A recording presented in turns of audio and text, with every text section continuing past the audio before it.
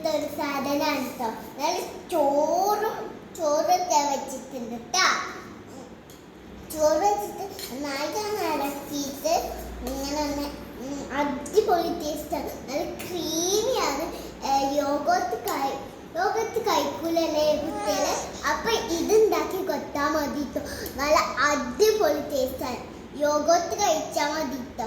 നല്ല അടിപൊളി ടേസ്റ്റാണ് കേട്ടോ. അപ്പം എല്ലാവരും ഒന്ന് വാങ്ങിച്ചെടുക്കണം. നല്ല ടേസ്റ്റാണ്. വാങ്ങിച്ചെടുക്കണ്ട, യോഗോട്ട് മാത്രം വാങ്ങിച്ചാൽ മതി.